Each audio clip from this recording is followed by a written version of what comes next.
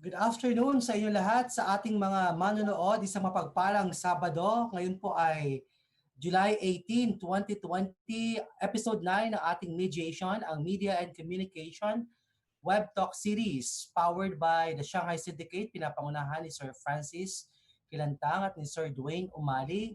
Siyempre ang ating creative consultant, Direct Joey Ting, kasama po ang ating mga faculty members sa Media and Communication Department ng Trinity University of Asia.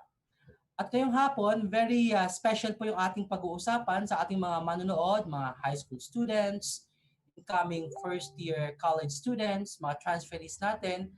Sa lahat-lahat po ng ating mga manonood, open admission po ang TUA ngayong panahon na ito. At syempre, ini-invite din po namin kayo sa mga series of webinars na ginagawa ng ating kolehiyo, ang College of Arts, Sciences, and Education. Katulad po lamang ng ating Trinity Talk, kung saan every Saturday po siya. Umaga naman po yon 10 to 11. At ngayong hapon po makakasama po natin ang faculty member ng Media and Communication Department na pansamantalang maghahalili sa atin sa programang ito dahil maya-maya po lamang may isang importante po akong pupuntahang okasyon, pero huwag kayong mag-alala dahil mag-monitor po ako sa ating mga questions. At syempre, babalik din po tayo sa episode 10 natin next Saturday. Dr. Ikong, good afternoon, ma'am.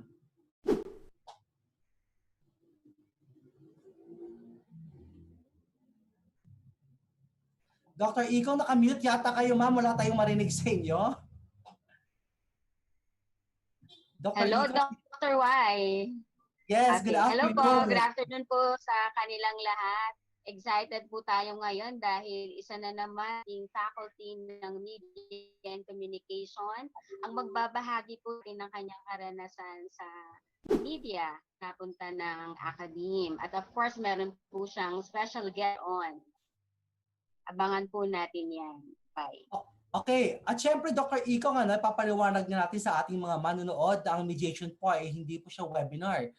Kung ito po isang web talk series tungkol sa mundong kinagagalawan ng media and communication. Maya-maya lamang po, ipapakilala namin ni Dr. Ikong sa inyo ang ating featured faculty speaker na kung saan meron din siyang guest speaker na nanggaling din sa industriya. Hindi ho ba, Dr. Ikong? Yes, opo. Mamaya po ay ating pong tatalakayin ang mundo ng corporation at advocacy communication. So exciting po na ngayong hapon ito. Okay. Yes, ma'am. Opo. Batiin muna natin, sir, ang ating pong mga mahalagang opisyal ng ating paaralan bago ka lumisan. Lumisan. Sa ngayong araw lang na ito. No? So binabati po natin ang ating University President, si Dr. Wilfred Chu, ang ating Vice President for Academic Affairs, Dr. Gisela Luna, ang ating Vice President for Administrative and Finance, Madam Leonard Iniente, ang ating Dean, Dr. Howell Ho, ang ating Assistant to the Dean, Dr. Tess Capaceted, lahat ng mga academic heads ng College of Arts, Sciences and Education, ang ating mga estudyante, kumukuha ng kursong Bachelor of Arts in Broadcasting at Bachelor of Arts in Communication. Good afternoon sa inyo lahat at maraming salamat sa inyong walang sawang pagsubaybay sa ating programa, ang Mediation, Media and Communication Web Talk Series. Dr. Ikong, iiwanan ko na sa iyo ang programang ito. Sige ho, makita-kita po tayo. Okay po. Sa next week po ay makakasama niyo pong ulit si Dr. Y. Kaya wag niyo po siyang ma-miss ngayong hapon dahil babalik naman po yan. Okay. Ingat po, Doc Y, sa inyo pong pupuntahan. At ngayong hapon ay makakasama naman po natin ang isa pa sa ating bigating regular faculty ng Trinity University of Asia. So, bago po natin siya ipakilala, ay meron pong nakahandang video presentation ang ating technical team para po sa kanya.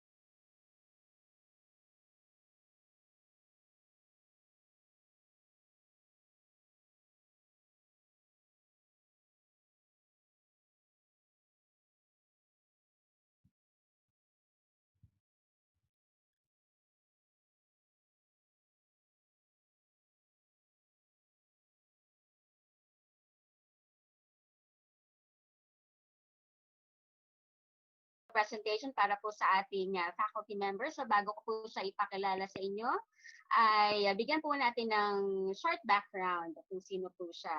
Siya po ay nagtapos ng kanyang undergraduate sa Ateneo de Naga at ang kanyang master din po ay sa Ateneo pero sa Manila naman po. Ito po ay ang Master of Arts in Communication. At bago po siya mapunta sa mundo ng academe, ay of course ay marami po siya ang nagawang mga trabaho sa media and communication. At this semester po ay ituturo niya ay ang Communication, Culture and Society, MC 102, and Communication and Media Theory, which is MC 104. Ayan po ang ating magiting na faculty member, seasoned lecturer po, associate professor, or assistant professor rather. Please welcome Mr. Adonis Rugeria. Sir, good afternoon po. Hi, magandang hapon, Dr. Cecil. Opo. At ngayong hapon, sir, babahaginan mo po kami ng iyong journey sa media. Go ahead, sir. Okay. Sa ngayon, assistant professor ako sa Trinity University of Asia, Department of Media and Communication. Pero bago ito, I had more than 25 years of teaching sa isang universidad sa probinsya bago ako lumipat ng Trinity University of Asia. Pagka-graduate ko, nagtapos ako ng English, undergraduate.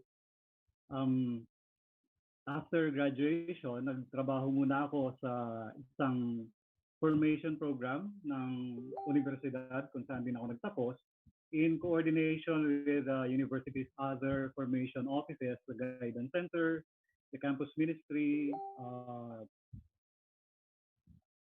at iba pang opisina, no? Later on, I worked as assistant for special projects sa Office of the President, parehong universidad pa rin. At after a while, nabiyayaan tayo ng scholarship, libreng pagpapaaral. And I spent 2 years for my coursework sa universidad, isang universidad sa Manila, sa Quezon City. Ateneo de Manila, yan. Pagkatapos noon, hindi na ako binalik sa opisina. Nirapat ng aking boss na pagturuin ako at doon na nagsimula ang aking career sa pagtuturo. So medyo mahaba-haba yun. at aside from teaching, I did help in many in-house productions for the university, mostly for the university recruitment office, no? Mga productions para maghikayat sa mga estudyante na pumasok sa eskwelahan, mag-enroll sa universidad. At on the side, naging consultant din ako sa isang proyekto ng City Government of Naga. Yung parang signature tune administration of the late Jesse M. Robredo. Yun, bago ako lumipat ng TRINITY. Meron din akong, dahil na-involve ako sa mga production projects ng eskwelahan, medyo narinig yun ng mga kaibigan at because of that, I was commissioned to do productions for NGOs. The first one was a corporate video, isang NGO, local NGO sa Bicol. That's into scholarships, that's into microfinance and so on. At ang isang medyo malaking proyekto na i-refer sa akin ay isang dalawang productions actually for two towns in southern Bicol. One is in Gubat, Sorsogon, and the other is in Batuan in Ticao. Ito na yon, medyo doon tayo medyo na challenge, no? Kasi medyo nauna na yung host NGO na mag-conduct ng climate change adaptation project. Pumasok ako medyo late na. So bale yung naging strategy nila was to come up with the work that they asked me to do was to come up with a production project in which the resource persons, yung mga maghihikayat sa mga tao for right strategies for climate change, sila yung mga tao doon. So yun yung what we did was to conduct interviews with the locals, conduct interviews with the other stakeholders, members of the church, government, and so on. So dalawa yon, no? That's one in Ticao Island and the other in Gubat.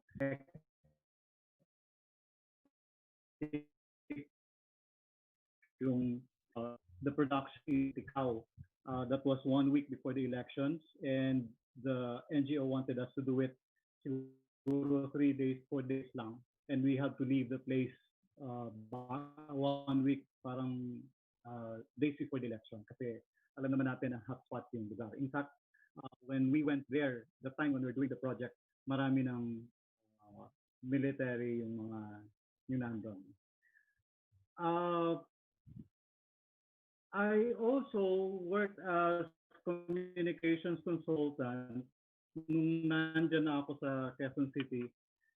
Communications consultant for large professional organization. So mostly yung trabaho ko doon was corporate communication, including event organizing. They hold national conventions twice a year. At yun yung kasama sa mga person trabaho na pag may national convention kasama ako, no? All expenses paid. At syempre may sweldo pa. So event organizing, challenging yung trabaho kasi yung pinakamahirap doon to me was yung I had to do the speeches of several board members. Kung dalawang speeches, okay pa. Pero pag pangatlo, parang, uubusan ka na rin sasabihin. Especially because these are technical people. medyo nasa arts tayo, so hindi ko naman gamay yung field nila. And so medyo struggle. And aside from that, I was managing editor of their quarterly magazine na nailabas ko naman siya for, I think I was able to work on 6 issues. After that, ang problema kasi doon is that pabago-bago yung management, pabago-bago yung board of directors every year, and medyo mahirap pag pabago-bago ang mga nagpapatakbo. So I had to pero maganda yung naging experience ko din doon. It was part-time work and it was paying well. Pero yun nga, ang pinakamatagal kong trabaho is in the academia. In the many years that I've been teaching, yung realization ko is that ang rewards ng pagiging communication graduate and being in the academy is that, number one, yung constant challenge to get updated with current, hindi ka nahuli. You get involved, well, of course, you have to study, you will teach in your classes. And number two, maraming mga conventions, maraming mga seminars to keep you abreast with developments in the discipline. Number two, yung communication kasi also helps you get to understand events better, especially now, no? Mas naiintindihan natin yung sense ng mga nangyayari ngayon, especially at this point, no, na nagiging issue ang press freedom, nagiging issue ang freedom of expression, at pasok na pasok yon sa concerns ng disiplina ng komunikasyon. Number three, you get to work with young people. Sabi nga, ang trabaho mo is you get to engage yourself with young people. Nagiging young at heart ka rin, no? Sabi nga nung isa nating kaibigan, forever 31. And these people, you get to see them grow and succeed in their respective careers, and as they pursue their personal advocacies. No? Yun yung reward ng, alam naman natin na yung teaching is not that high paying compared to other careers. Pero ito yung mga little rewards na hindi makuha. Parang karunungan din na hindi makukuha ng iba, ng sino man, kahit yung mga siga dyan ngayon. I get to meet my former students. Some of them are now communication managers in government offices. Yung guest natin ngayon is also into communication.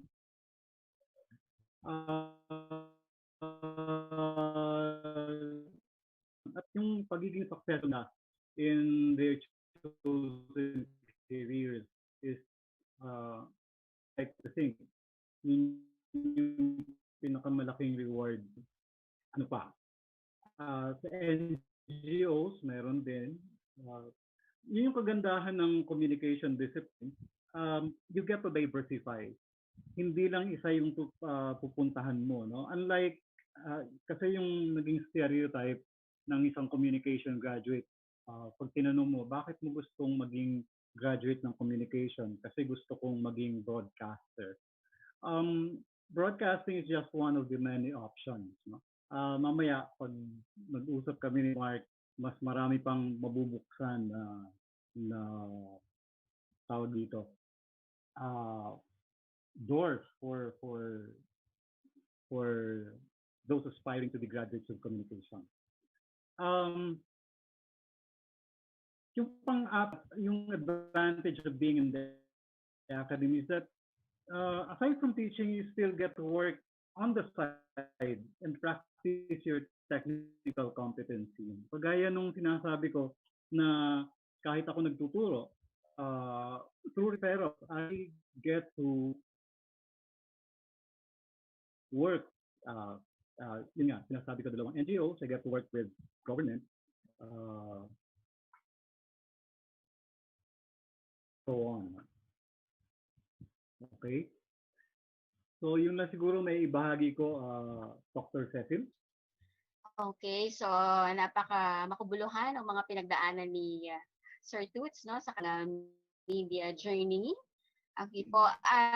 Sir Toots, meron lang po ditong mga pumasok na tanong sa inyo. First question is, ano daw po yung relevance ng corporate communication na wherein na-expose po kayo?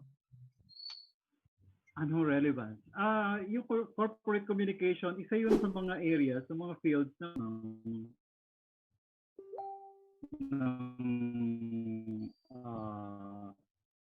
disiplina. Corporate communication deals with communication within and within companies and yun, internal and external communication. Just like what I did in that organization, professional organization that I work in, yun nga, internal communication, sulat, correspondence within the organization, correspondence that are outgoing to other agencies, to other organizations, ano pa, speeches, and most of all, yun, yung pag-create ng imahe ng isang kumpanya through the communication materials that you produce. In the case of the organization that I work in, yung personalidad niya na nakita dun sa quarterly magazine that they asked me to do for a few issues. So, Okay yeah, po. Corporate com siguro. Okay. So second question, Sir Toots, from Luz Meninda of Bulacan. So, how is corporate communication in the new normal? Ano po yun? Naman daw po itong corporate communication ngayong nasa new normal tayo? Sir. Mas lalong, I think mas challenging ngayon yung corporate communications, no? In that we rely more on technology when we do corporate communication. Unlike before, mga maraming papel, no? Marami pang sinusulat, yun, no? Pero ngayon, we rely on technology. Corporate communication can be done through the internet, through telecommunication, media. So, sir, ang gusto pa nilang malaman kung estudyante ka, hirap ba magsimula dito sa career na to? Ano yun, ma'am? Mahirap ba? Magsimula sa career ng corporate ko? O madali lang?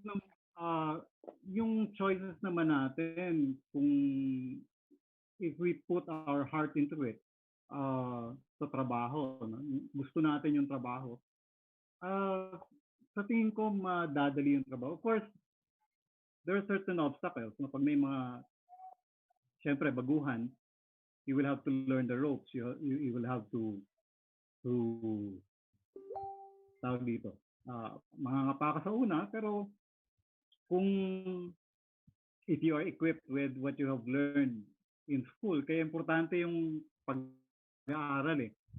If you are equipped with what you have learned in school, parang madadali naman yun. Like production, for example, wala naman ako masyadong naging experience sa production. Hindi naman ako practitioner after graduation. But, you know, I get to learn it by doing. Of course, I have the principles, I have the theories when I got out of college. pero yung practice iba pa rin pag nasa field ka na. Sir, interested lang ako at ang mga perhaps nanonood sa atin. Paano mo nakuha yung job na yun, being in the corporate communication? Was it easy on your part? Okay, ma'am. Swerte, referrals.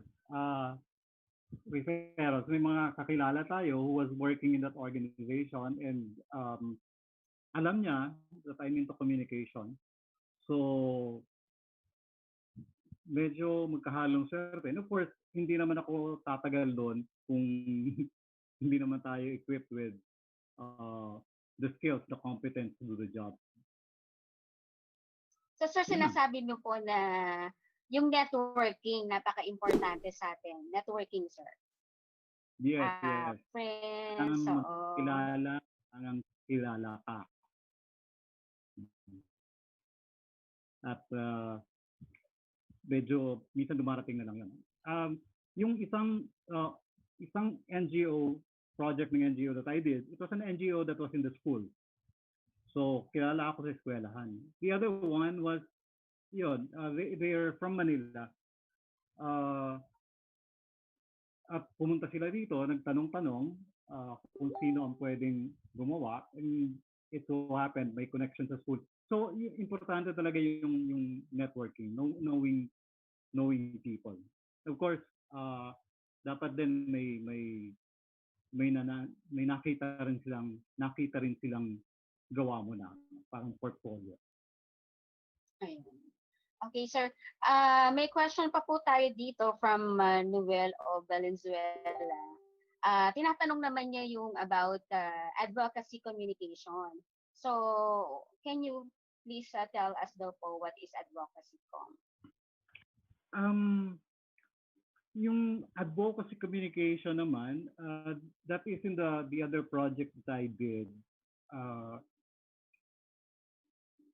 Something that you would like to, what a person wants to pursue, to fight for, no? As in the case of the other NGO that I work for, environment sila. The Philippine Federation for Environmental Concern. So yung advocacy nila was to teach people about how to preserve the environment so that they can mitigate the effects of climate change. So yun. Iba-iba yung nagiging advocacy ng mga tao. It's actually by choice. Personally, sa akin, ang advocacy ako is for to teach people to learn about media, how the different media work. No? Yun, importante kasi na that people get to learn that media are about representation, hindi yan katotohanan. At yun, importante malaman ng mga tao na hindi siya reality, that these are just representation. So depende kung anong gustong ipaglaban ng isang individual. No? So pwedeng sa environment, sa climate change, sa freedom of expression,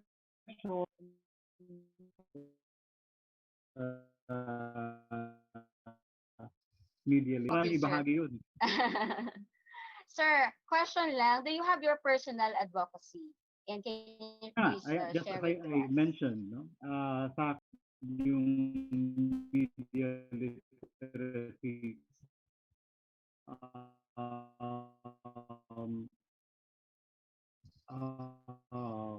get to distinguish between reality and media. Especially with ang dami-dami ng ang lakas-lakas ng media ngayon. For example, sa social media, maraming mga tao yung naloloko pa rin ng fake news. Pag minsan ako rin ganyan, no? I get to share information na hindi pala totoo. No? So, importante na malaman ng tao that, you know, we get the information from the right sources. Ano po yung mga right sources na baka may mga nakikinig sa atin po? Yun naman. Po. Right sources na Okay. piliin. So, may mga sources na dapat kilala, no? Kilala. Ang daming bogus websites na naglipa na ngayon sa internet. Dapat kilala, no? At meron na din ngayong fact-checking. Importante na nalalaman natin yung totoo at yung hindi, no? Yung misleading at yung totoo. Meron kasing partly totoo, pero yung pagkaka-present hindi naman misleading yung pagkaka-present, no? So na Yan. Sa atin naman pong book, meron pong katanungan dito from Mariano Hernandez. Ano daw po ang difference ng, malayo nag-usapan natin, ng broadcasting from AB communication circuits? Baka ito ay meron mga papyaw nung orientation kanina. Sir Twis, ano daw po ang difference ng... So that yung Doc, communication is a generalist course, no? A generalist course. Maraming skills na tinuturo doon, pero yung broadcasting kasi naka-focus lang siya. Medyo may focus siya sa sobrang mas mayaman, sagana sa teorya ang communication. Yung broadcast is a merry mix of theory and skills development. Saka yung broadcasting nga pala ngayon, hindi na lang radio TV. No? Tinatawag na sila ngayon na broadcast, interactive, and emerging media. So nakikita natin ngayon, nagbo-broadcast tayo, hindi na through the traditional media platforms, hindi lang radio at TV, nagbo-broadcast tayo ngayon sa internet.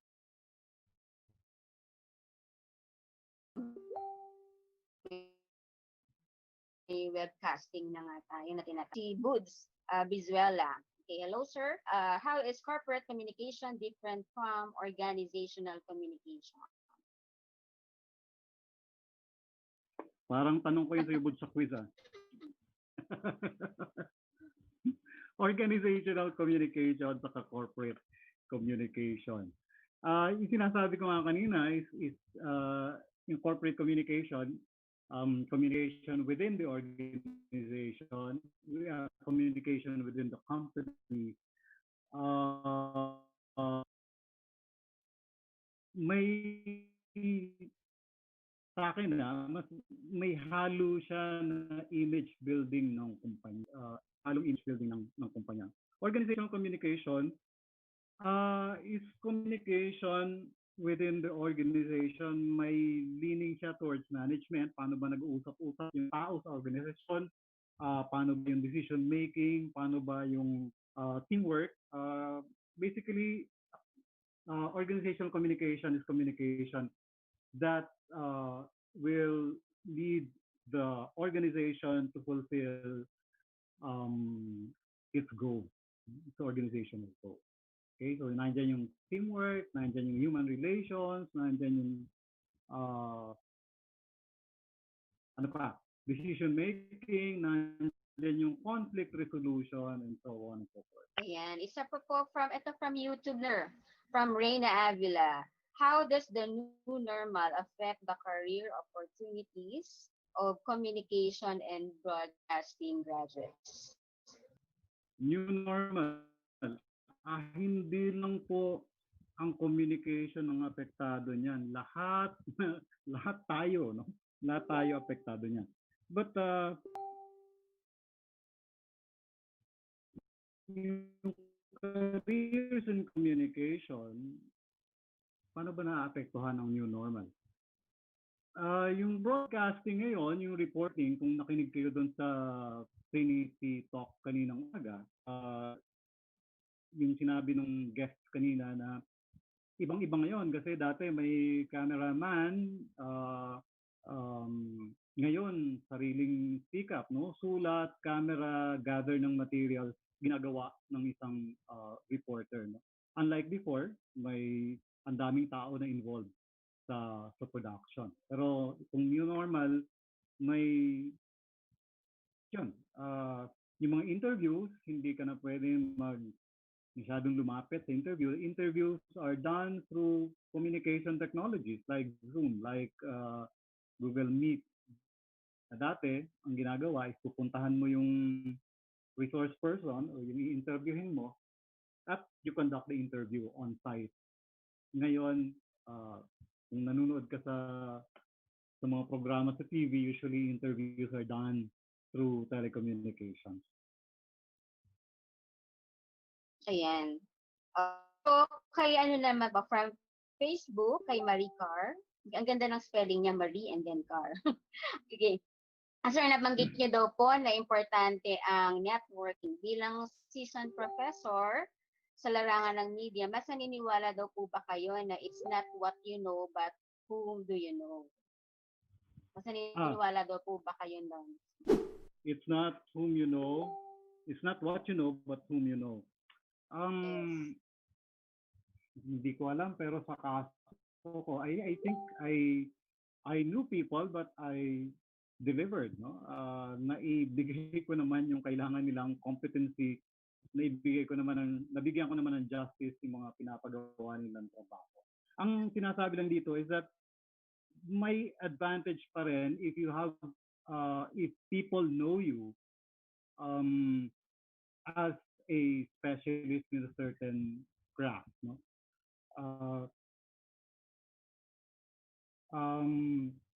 Pangit naman kasi babalik din sa iyo 'yon kung wala kang competency pagkatapos kukuhanin ka lang niya, no? May mga broadcast ngayon na kitang-kita mo naman na walang competency yung gumagawa.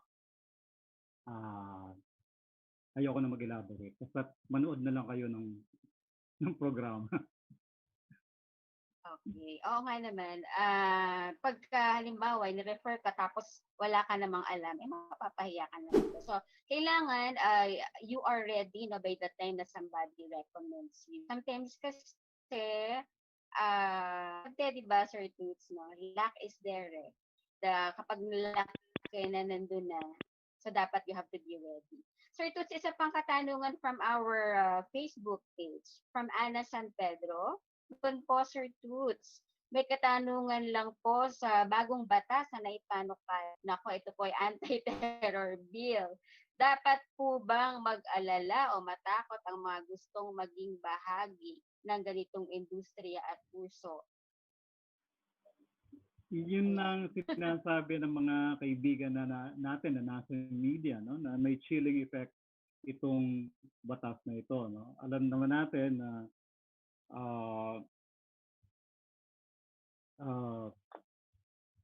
matatakot ka talaga. Like for example, in the yesterday or the other day, may estudyante na pinapaimbestigahan sa NBI for posting something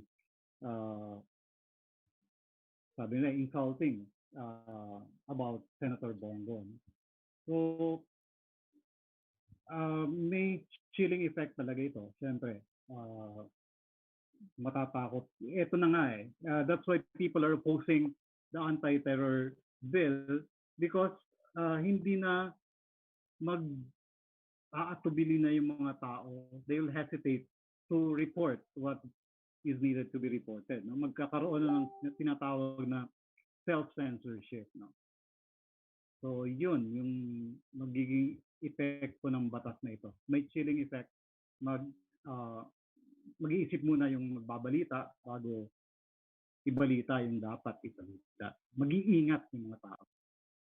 Yung ingat na yun, ibig sabihin nun, i-censor ko na lang sarili ko. Okay po. May isa pang katanungan dito, sir. Going back daw po sa advocacy communication. Gaano daw po ito ka-importante sa media income? Importante daw po ba ito? Importante ang advocacy. Hayaan ko na si hayaan ko na si Mark sumagot niyan. Kasi Oo. So, may 3 minutes pa tayo bago kay Sir Mark. Limited kasi experience sa advocacy. I've just been into 3 projects. But Mark, I think, has spent about 3, 4, 5 years in corporate communication na merong kaakibat na advocacy com. Ayan, okay po. So, meron po ba tayong masasabi pa, Sir Toots, regarding ito? Personally, sir, yung anti-terror bill na binanggit nyo kanina, how do you feel about it?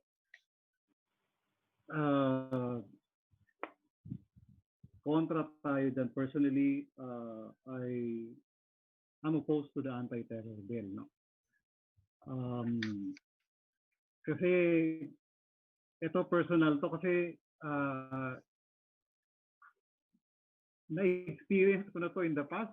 I cannot imagine that after 35 years, balik na naman tayo sa dati. So I really feel bad about it. In the 80s, matatakot yung mga tao mag-rally, na baka katabi mo sa rally or the marshals na pagsusumbong kung anong identity mo, nando ka sa rally, and so on and so forth. That's the same fear, I think, that people have nowadays. No? At hindi na lang sa kalye, no? Hindi na lang sa kalye, pati na rin sa cyberspace. No? Hindi mo alam kung sino sa mga contacts mo sa Facebook ang allies ng mga galit sa'yo at kung sino ang hindi. Yun. Ayun. At noong nakaraan nga, maraming mga nagpayag ng kanilang damdamin regarding sa anti-terrorism. Anyway po, at this point, okay, Sir Toots, kailangan na natin ipakilala ang iyong special. Okay. Pero bago yan, merong inihandang video presentation ng ating technical team.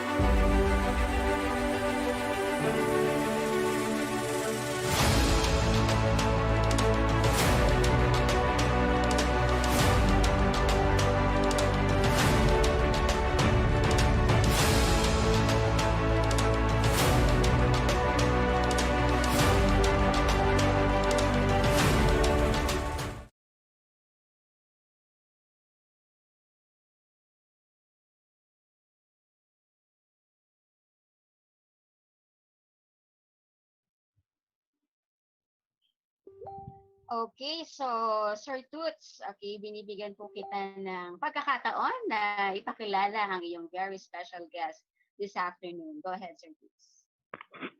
Okay, yung guest po natin ngayong hapon earned his BA Com degree in 2014. Class valedictorian po yan sa Trinity University of Asia at Clinician of the Year. No? Ito yung pinakamataas na gawad na binibigay sa mga nagtatapos. No? Currently, he's working as public affairs, government relations, stakeholder management, and strategic communication professional. No? And he has extensive experience working in the development and private sectors. Okay. Nagturo din po siya for a short time, siguro mga 2 o 3 semestre with us sa Trinity. Kinagagala ko pong ipakilala sa inyo si Ginoong Marc Alejo. Good afternoon, Sir Good Tut. afternoon. Good afternoon, Dr. Ikong. Sa ating mga Good afternoon po.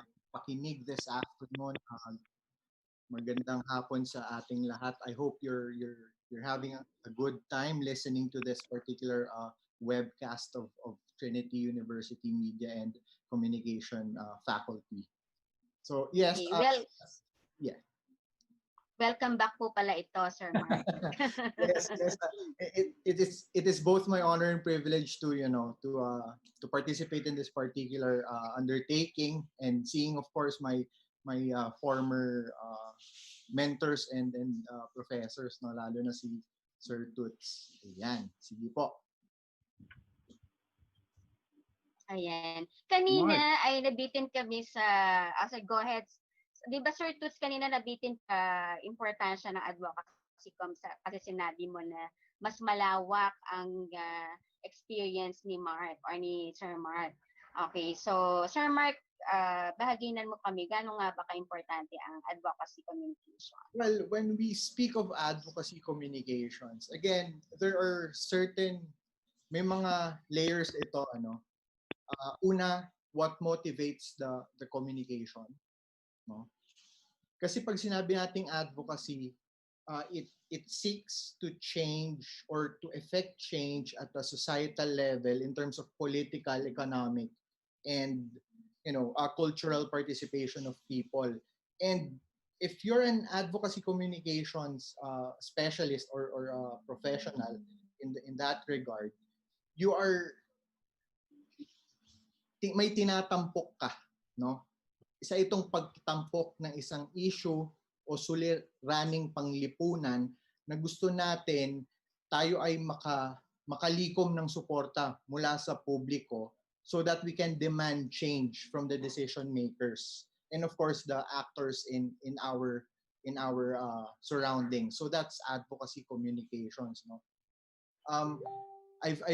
I've started basically in the nonprofit sector, having worked for a local NGO right after graduation, no? So I worked for a local nonprofit, nagstay ako doon 3 taon. So that's basically what I do. Tedious communication, no? Internal, external. How do we communicate the nonprofit's key messages to all its stakeholders, no? Lalo na sa ating mga communications professional, talaga we really have to define who are we talking to, no, in order for us to really craft and recalibrate our messaging. Kasi say ang advokasya natin is for example, my personal advocacy is on good governance and reform. How do we talk to the decision makers in the government how to reform their systems, themselves, no? So how do we craft that particular messaging?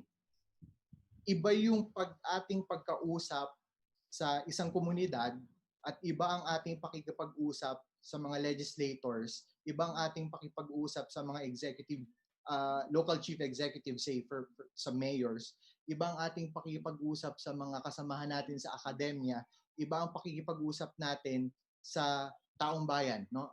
The population. So again, there are certain facets, no, when we speak of advocacy communication. But again, the quick answer is that we are pushing, may fini-feature tayong isang problema or isang suliranin that we want to be solved, no, at a societal level. So that's advocacy communications. Sir Toots, go ahead. Hi, Mark. May mga ayan. Ano din, kanina, very interesting questions. No? I find the questions very interesting. Yung isang tanong doon, what's the difference between corporate communications and organizational communications? No? It's a very valid question. Again, corporate communication is more of a broader communications practice in the private sector, wherein you have to deal with your internal stakeholders, no? The management, the mid-level managers, the staff level, the contractors, no? So yun yung continuous improvement, change management, no? If there are certain policies in the company that needs to be enforced, so kailangan ikaw ang bahala doon, internal comms. And then of course, external communications, no? Your reputation management, your branding, your image building, your stakeholder relations. So ultimately ang tanong doon yung interest, no? Kaninong interest yung what you're trying to work with. Organizational comm, it's more of internal talaga. It's internal comms, no? I was quite surprised that org comm is being used pa rin as a term kasi usually in the practice it's internal communications already, no? And employee engagement. Yan yung evolution ng practice ng communication na yan in the corporate setting right now. So, yun, more on internal, no? Applying changes, decisions, disputes, negotiations. So that's yun yung pagkakaiba. I just want to add to Sir Tut's answer. Mark, after graduation, saan ka nag-work? I worked for a local nonprofit. It's a religious nonprofit. Hindi siya kilala. It's just a small nonprofit. Wherein it's called Ligaya ng Panginoon Foundation. Ginawa ko lang talaga doon stakeholder relations tsaka external communications. No? So, binibuild namin yung nonprofit. Ang thrust niya kasi talaga on capacity building. So we give leadership trainings to various communities all over the Philippines. So yun yung ginagawa namin. Ang ginawa ko doon, of course, sulat, produce ng communication materials, and then also I have to implement those communication programs sa communities. No? Sa practice ng NGO ngayon, ang tawag dyan IEC, no? Information, Education, and Communication. So end-to-end yung ginawa ko. I crafted the products, the communication collaterals, products and materials, and then ako rin yung nag-disseminate and then nag-implement nung programs. Right after that, Sir Toots, I worked there for almost 3 years, and then I decided parang medyo na-build na yung competencies ko in terms of this particular career. So it's high time for me to join an international nonprofit. So I joined World Vision International Philippine Country Office. So nagsimula ako doon as a government relations specialist. So sa advocacy communication, maraming facets din yan, no? In the entire spectrum of it. So meron ka na hardcore communications talaga, no? Which is yung parang public relations function ng isang NGO, wherein you deal with the press, you deal with external audiences, and then of course yung production ng videos, articles, and other communication stuff. So ako naman, mas towards dun sa advocacy, no? Wherein ako talaga yung parang focal person of the organization to deal with government officials, no? That time I was dealing with the House of Representatives and the Senate. So pag may hearings, ako yung pupunta. So I will craft the messages. What's our key asks? Ako din nagre-research, no? Pagka nagpa-practice ka ng advocacy comms, nako. Sa mga estudyante nating tagapakinig, talaga yung research, no? I'd like to emphasize on research. We have to build our research competencies. Kasi when we go out whether it's academe, lalo na sa academe, no?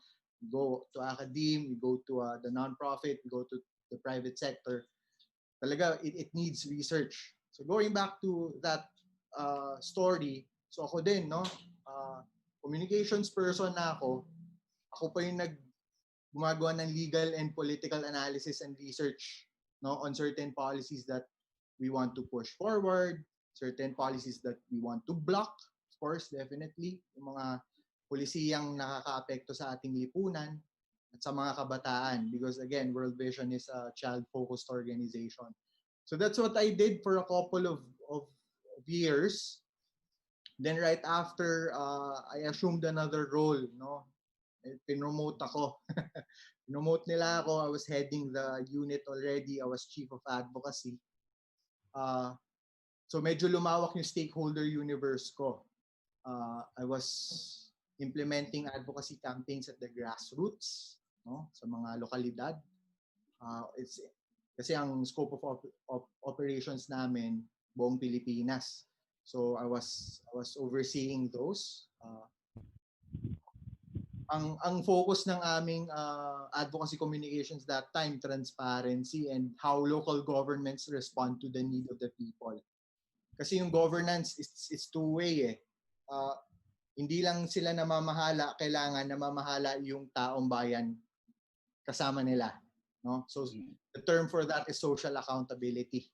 So kailangan naming iparating sa mga local government units that again, you have to be transparent with your decision-making processes. Are you including your stakeholders, meaning the taong bayan and the taxpayers? So ganon. And are they receiving the services that they deserve? Because again, these services are human rights. It's not need-based, no? It's human rights-based approach in terms of advocacy. So yun, lumawak yung aking scope. It's not just local, grassroots, national. It's not just that. So medyo lumawak, Asia Pacific and ASEAN. So I'm already collaborating with various UN agencies, the national, regional level, no? And then later on, 2 years after, I was already the country focal for international engagement. So I've walked the offices of the EU Parliament in Brussels, UNHQ in New York and in Geneva, and of course the other lots of conferences and engagements and technical experts meeting all over the world.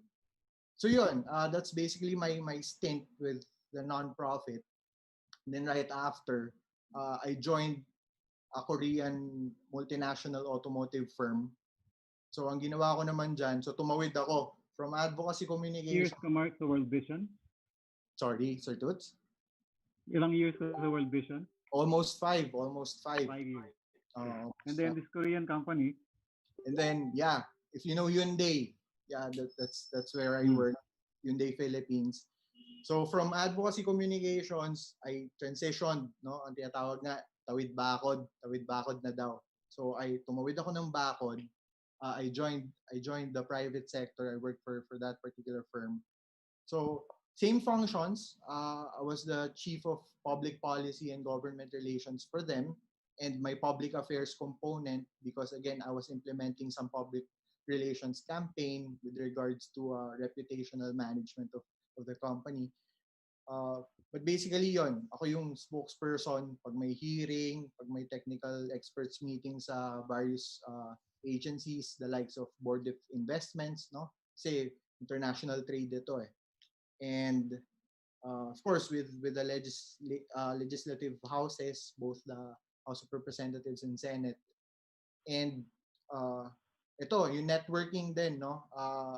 Ako din yung focal person for industry associations, Makati Business Club, Philippine Chamber of Commerce, Korean Chamber of Commerce, and lahat ng chambers of commerce, no? So I really have to be updated with the current trade policies and whatnot. So I was there for a couple of months, no, less than a year, and then I went back to development, no. Bumalik ako World Vision kasi feeling ko parang na-exploit lang yung ano ko, yung skills, no? Na-exploit yung skills ko because again, I have to weigh for kaninong interest ba yung gusto kong ipaglaban, no? Mm-hmm. There was a personal feeling in me that teka, hindi pa tapos yung ano ko stint ko with the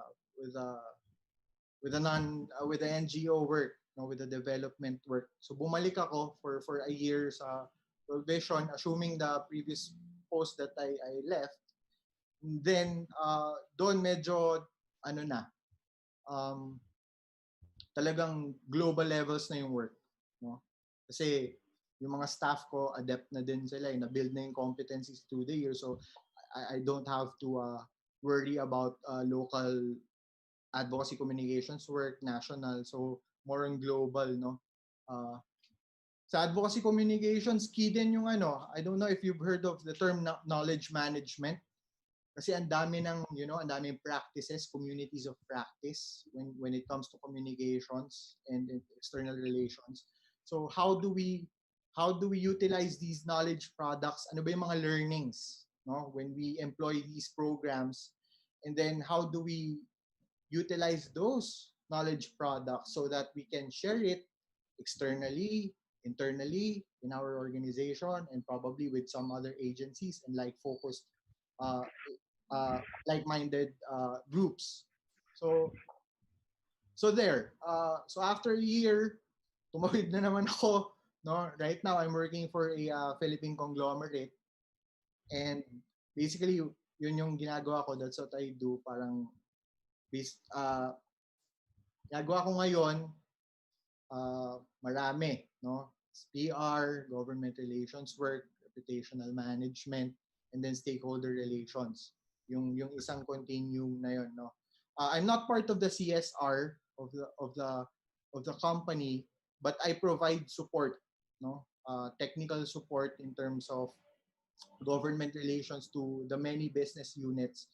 Yung employer ko kasi ngayon engaged in many businesses. They have bank, they're into banking, they're into power, they're into aviation, they're into construction, they're into real estate. So, what I do, I provide support with them in terms of regulatory compliance and intelligence. So, itong role ko medyo evolving na siya to intelligence gathering as well. Hindi lang siya, okay, i-build natin yung image ng kumpanya, but how do we do surveillance dun sa mga kakompetensya? And how do we keep the interests of the company protected in terms of those democratic processes in the government? Ito yung, Sir Mark. Yes ano? po. Go ahead. Go ahead po, sir. Ito yung gusto natin i-emphasize na aside from the media, ang lawak-lawak ng pwedeng pasukan ng communications graduate, no, ng broadcasting graduate. Hindi lang talaga siya pang radyo, pang TV, pang pelikula. There's more to communication than the being in media. Si Mark, nung nasa college ka pa, you were everywhere, no? Kung saan ka nandun. Nandun ka sa student council, nandun ka sa TRINITY Observer, nandun ka kung saan pang activities, no? Paano nakatulong to, aside of course from the competencies that you have learned in the classroom, paano nakatulong itong activities mo sa naging trabaho mo? Well, Sir Toots, yung yung engagement ko lang talaga was, siguro isa lang yung naging org ko the entire college life in TUA eh. Talaga? That's TRINITY Observer. Ina-engage lang kami ng student council in terms of university activities. Pero basically my life evolved in the publication, in the student publication. I was editor-in-chief for 2 years ng TO.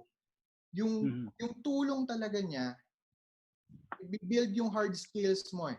Like, publication, you write. Diba? Kailangan mong magaling na writer in order to, deliver that particular responsibility in the Trinitian community. And then, you have to really be good in your craft, no? Hindi lang yung sumali ka sa org kasi cool. Hindi lang siya ganun eh. No, I took that particular responsibility seriously. Second, makikita mo you will build your competence, no? I'm a communication student.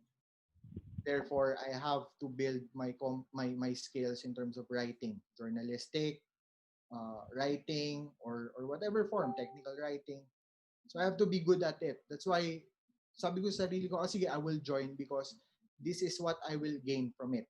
No? So purposive yon, purposive yung pag-join ko.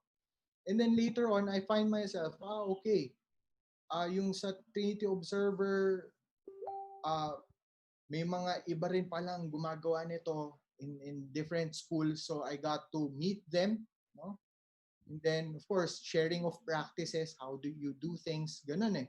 Hindi lang kasi sa loob ng classroom yung pagkatuto, no? Natututo rin tayo sa labas. So, yung tinatawag natin na ikalimang sulok ng classroom. So, we go out, we mingle with people, we learn from others. And throughout time na-realize ko, okay, I'm getting good at this. This might probably my career track, no? But then again, maraming posibilidad paglabas mo ng universidad. But then again, the skills you will gain from doing your craft as a university student will help a lot when you graduate and be in the marketplace. Yung siguro yung gustong malaman ng mga nakikinig, estudyante, no? Kumusta naman yung compensation? Well, Oo nga. The non-profit sector, Wala. okay naman. Okay naman, sir. Pag nagsisimula ka, 'di ba? Pag nagsisimula ka, local non-profit, definitely ano lang 'yan. You will live paycheck to paycheck, no? Buhay ka pero wala kang savings, no? And then you will join an international non-profit, no? Yung mga multinational na non-profit, mas mataas pa sweldo, definitely. So medyo may savings ka na. Yan, no? But then again, yung working for the non-profit, hindi siya financially rewarding, pero may parte ng kaluluwa mo na nare-redeem, na fulfill, no? Na yan, hindi ko nararamdaman yan ngayon with my current job because again, my current job is just it's financially rewarding, yes, taas sweldo, no? Ganda, can plan for Tour. Ano yan, sir? Sorry. Tour in Europe. Well, yes, that's part of it, no? You go to places because you have the means, no? May pera ka na. Pero yung ganun eh. Yung Instagram mo, daming iba't ibang lugar. Yung Instagram ko, ano lang yan eh. Puro where have I been? Yun lang yun eh. Pagka-curate. Sir Mark, Sir Toots, Apo, meron lang po dito pumasok na question sa ating Facebook. Singit lang natin from Yan Angela. What are the challenges in advocacy communication, especially ngayon na merong anti-terrorism bill where others where once advocacy can be considered a threat to the country and or the government when it is misunderstood? Challenges in light of the recently passed anti-terror bill. One, how will I put it? No? Mark, choice of words. Nakakatakot, nakakabahala, at parang ano siya eh, the law mongers fear. No? It's a fear-mongering law na tinatakot yung taong bayan not to call out the government for certain shenanigans, no? It clear as day, no? Malinaw pa sikat ng araw na ganun yung gustong mangyari, no? They want to silence critics. And recently, as Sir Toots mentioned, may estudyante na nagpahayag ng saloobin at pinadampot ng NBI ng isang senador and at itong senador na to ay nagtago sa likod ng batas, no, na kung walang pananagutan yung estudyante na yun, ay he is safe within the bounds of the law. But then again, we know that it is not a walk in the park if we look at the justice system that we have, no, that the justice system that we have serves the few and the elite, no. So yun yung realidad, no. Kahit ipadampot ako ng NBI, sabihin ko sa kanila, I mean, they cannot deny it right now. No, that's the truth, no. Nakakatakot din because it affects certain democratic rights that we have that are enshrined in the Constitution, like the guarantee of our free speech. Of course, the censorship in terms of the press, and yung political participation ng tao. No? Kasi kailangan talagang tuligsain ng taong bayan kung ano yung dapat hindi gawin. I mean, ganun siya dapat eh. No, the government should listen to the people, no, the sovereign people, because again, the sovereign people, yun yung pinagsisilbihan ng gobyerno. So challenges with that in terms of advocacy communications,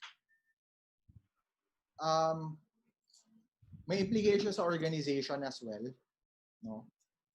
Yung organization ba matapang na kayang ibanggain head on publicly yung government, no? Kaya niya bang tuligsain openly? If the organization is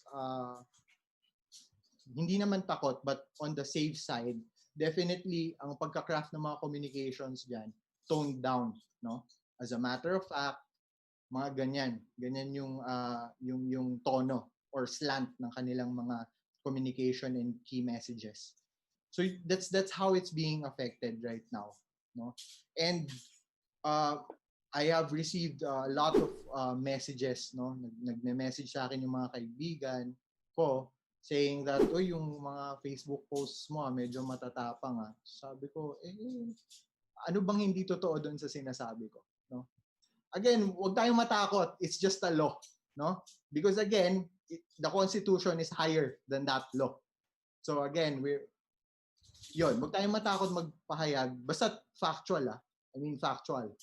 We can base it on evidence, no? Kaya tawag natin na evidence-based communication. That's very important. Hindi lang siya yung basta opinion, no? It has to be an informed opinion. Yes, Murtha? answer to other questions pa. Siguro, ano lang siguro, yung mga estudyante, no, they keep on asking. Kasi, again, the university years, yun yung oras mo para pag-isipan kung talagang mag-venture ka ba sa communications, and then if communications talaga, alin doon, kasi napakarami nga, gaya ng ating pag-uusap ngayong hapon. Siguro before worrying that, ang payo ko lang talaga sa mga estudyante, because that time I was not concerned with saan ako pupunta eh. Mas concerned ako sa, okay, paglabas ko ng university, anong klaseng tao ako? Yun. I mean, you have to build your expertise. You have to build your expertise. You have to really learn, no? You have to really learn and do learning seriously. Kasi marami dyan yung pumapasok lang para sa baon eh. No? I mean, bato sa langit, tamaan, wag magalit, no? Pero wag ganon, no? I mean, ngayon, the virus, the pandemic broke, and then it changed our life in drastic ways. And right now, kahit mga estudyante fearful of their future eh. So again, right now, what's your job is to really study very well, no? Build whatever skills that you have or you want to acquire, and it will come, no? Yun nga yung gusto kong bumalik dun sa tanong na parang it's not what you know, it's whom you know. Madaming ways to answer that eh. But yung sa akin, from my experience, it's really what you know, no?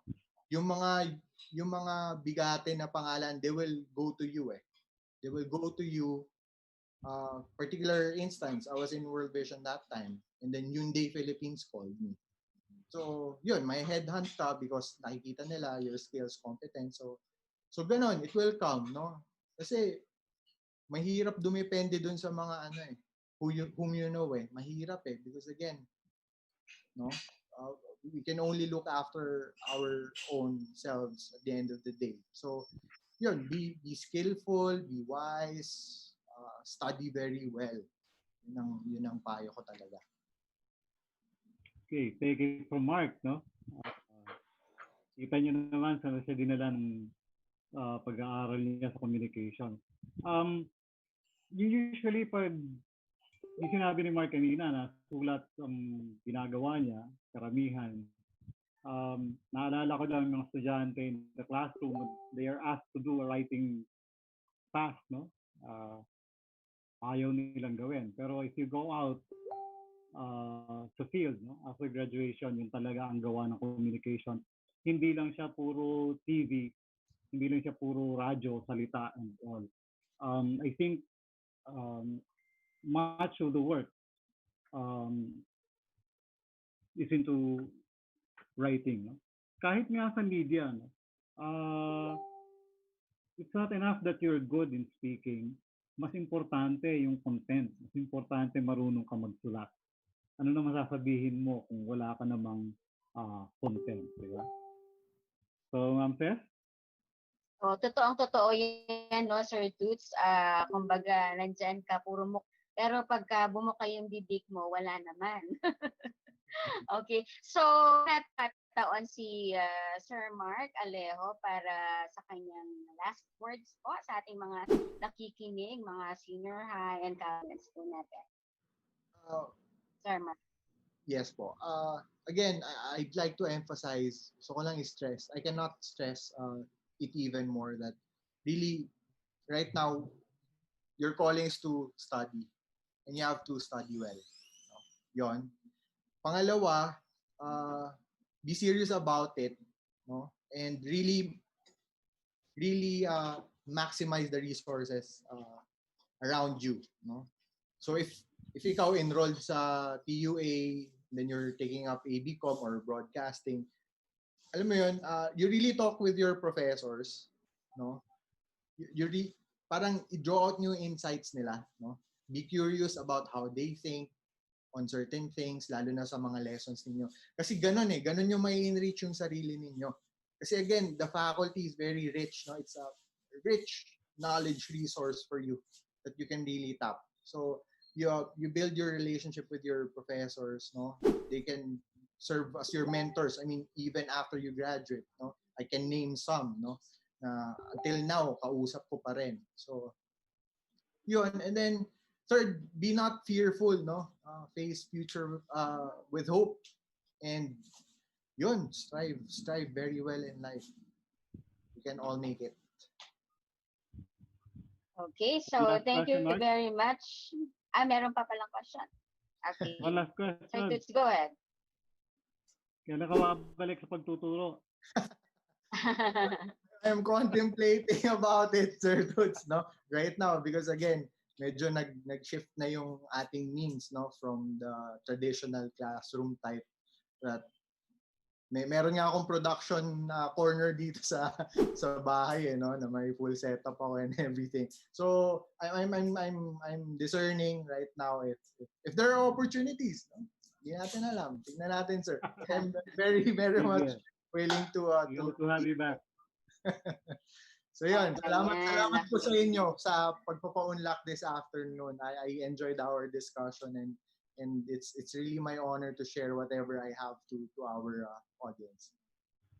Okay, very rich experience, Sir Marc. Thank you very much, Sir Marc.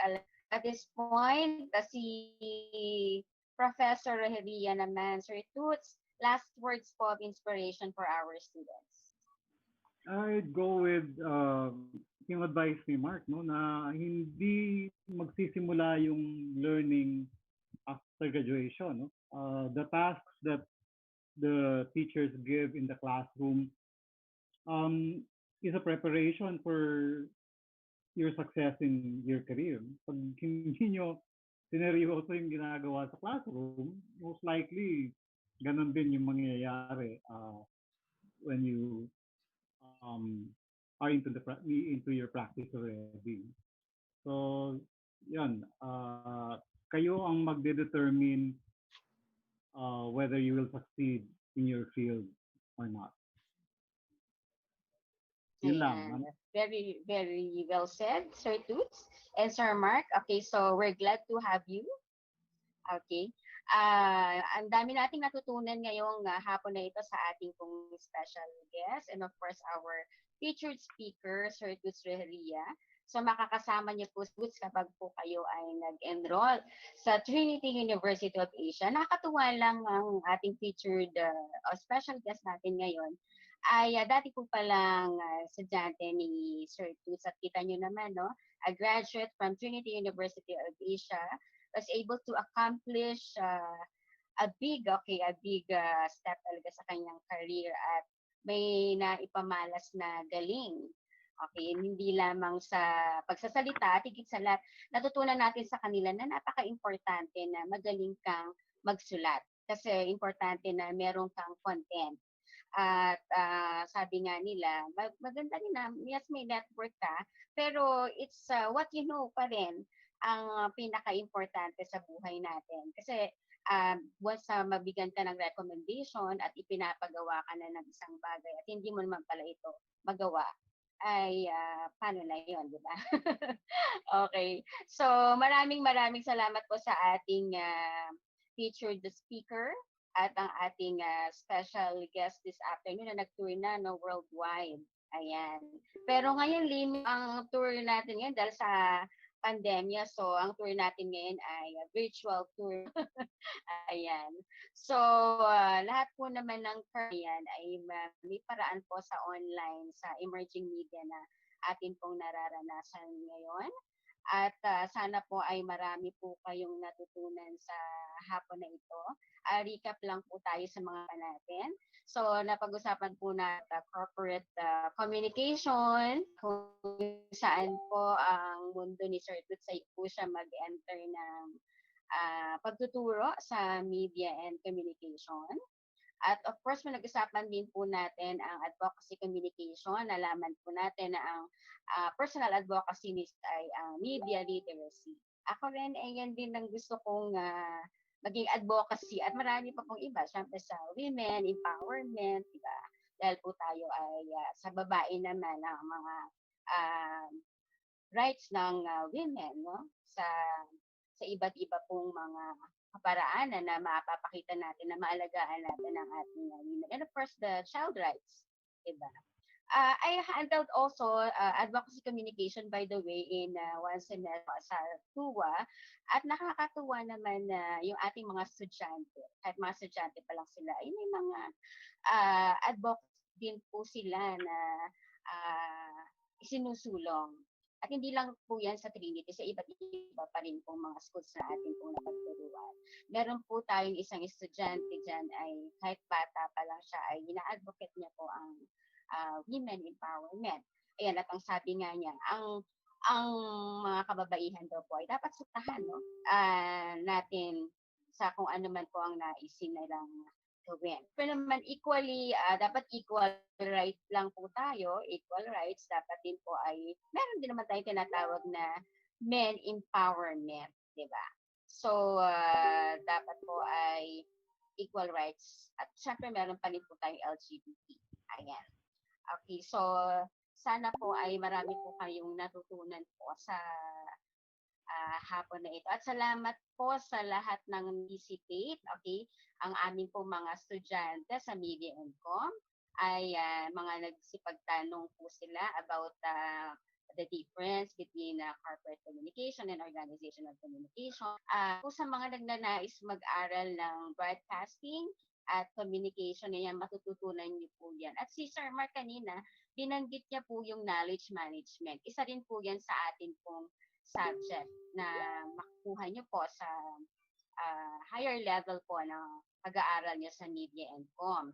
So, very exciting po ang Media and Com course kasi, at sabi nga nila, Sir Toots, no, hindi lang ito sa journalism, hindi lang ito basta sa pagsasalita. Marami kang pwedeng mapasukan sa mundo ng communication.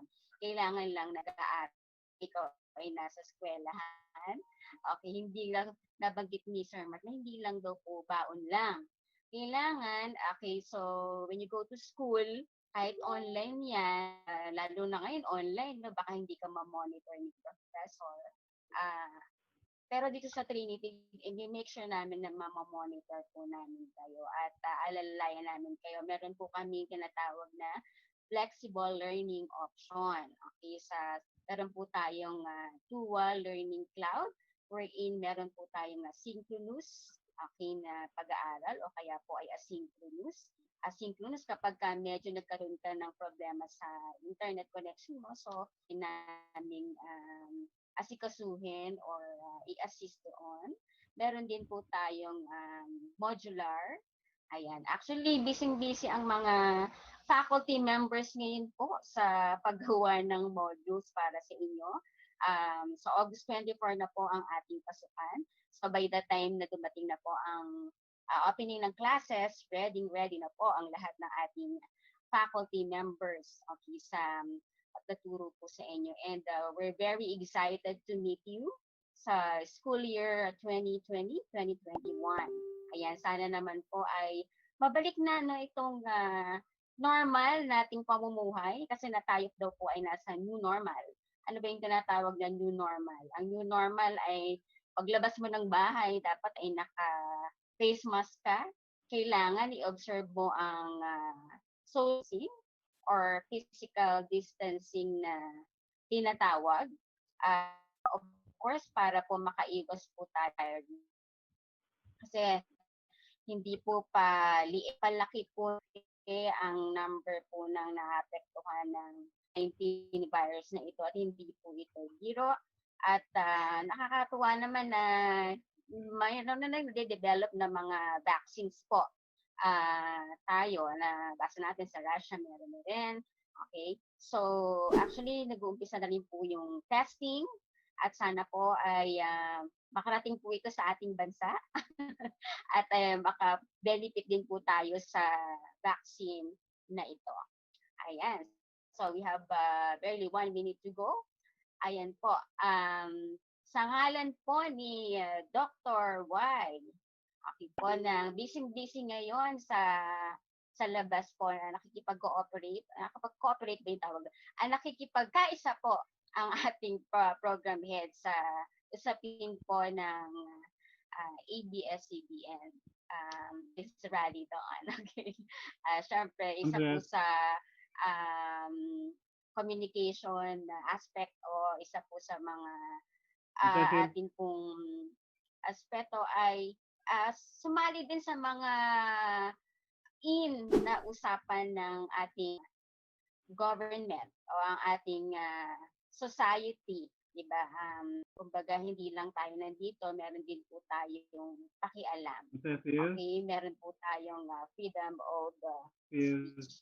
Sa nga ni Dr. Y, kita po tayo uli sa susunod na Sabado. Kasama niyo na po si Dr. Y doon. Ako po si Dr. Cecil Icong. Magandang hapon po sa ating lahat. Ingat po tayo.